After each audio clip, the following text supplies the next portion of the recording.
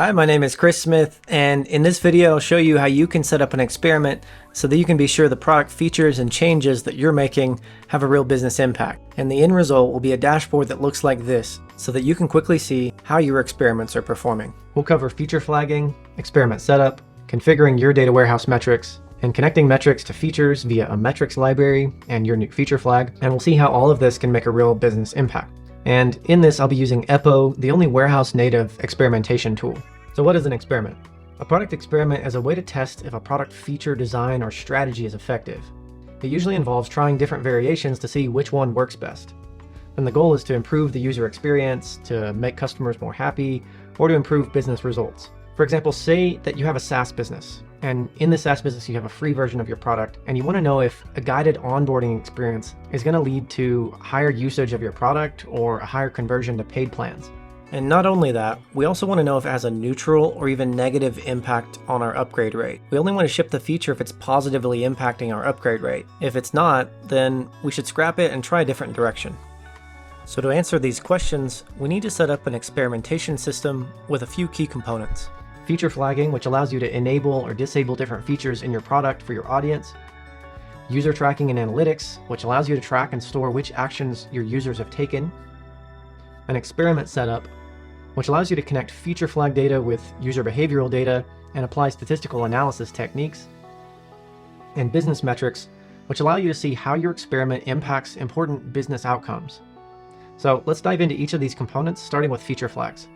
Feature flagging lets developers turn app features on or off for testing, experiments, and controlled rollouts, making it easy to control and manage features without redeploying code.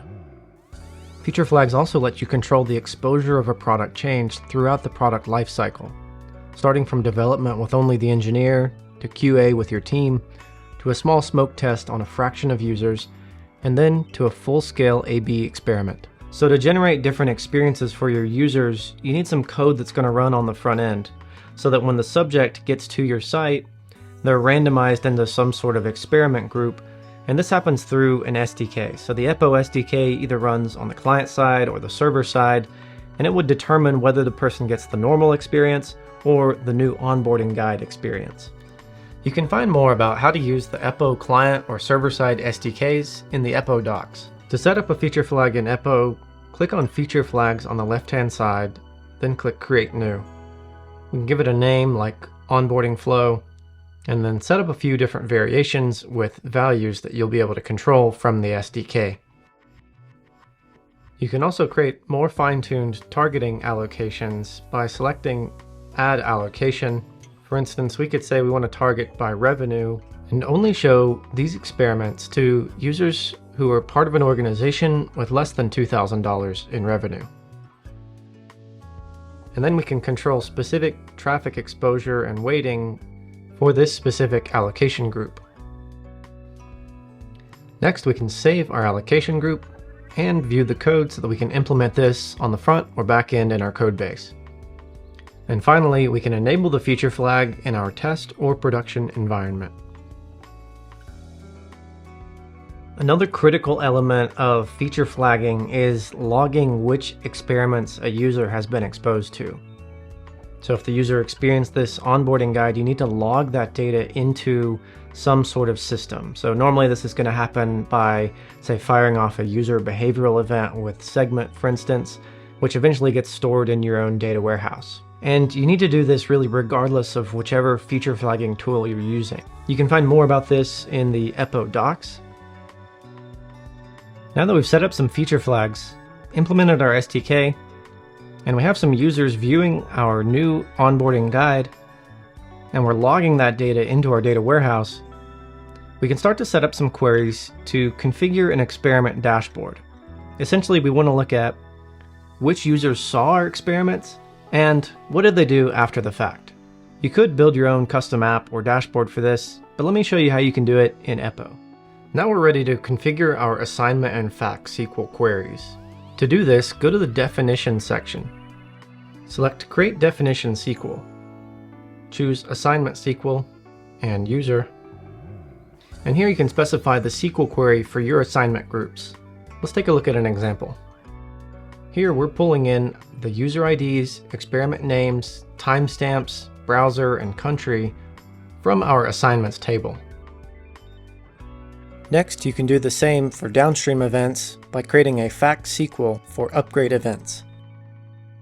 This will allow you to query your user events table for which users have upgraded to a paid plan. As an aside, we're treating our primary test subjects as users. However, sometimes you want to run experiments and analysis on companies or other entities instead of users. To do this, you can go to the definition section and select Manage Entities and create whatever type of entity applies best for your situation.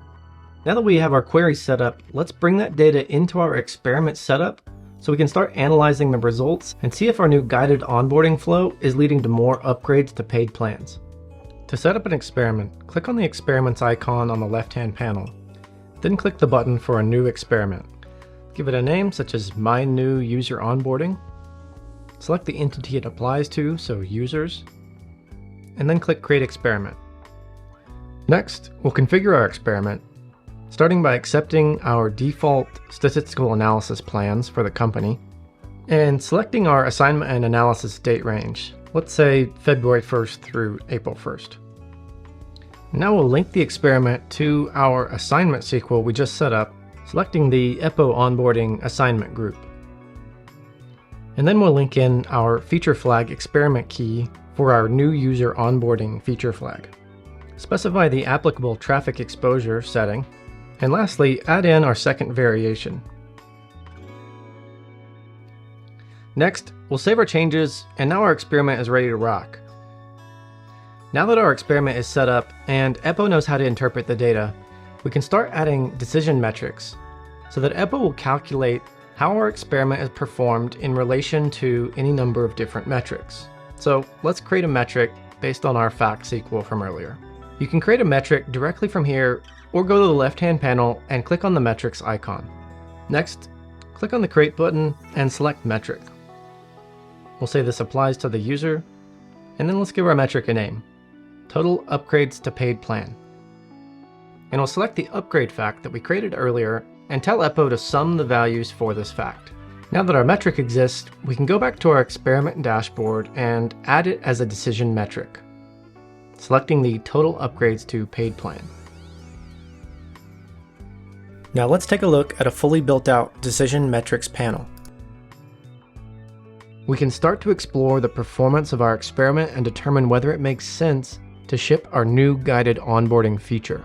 In the decision metrics detail view, we can see how our feature variation performed against the control, and by hovering over the results, we can see a more detailed breakdown. We can hover over the confidence interval and see more detailed upper and lower bounds. And lastly, you can click into each individual metric and view how the value changed throughout the course of your experiment. And you can even split the data by user personas or other definitions that you've set up in the definitions section.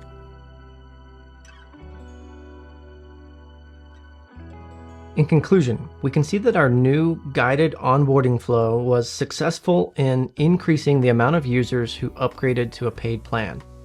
We saw nearly 5% global lift in our total upgrades to paid plans.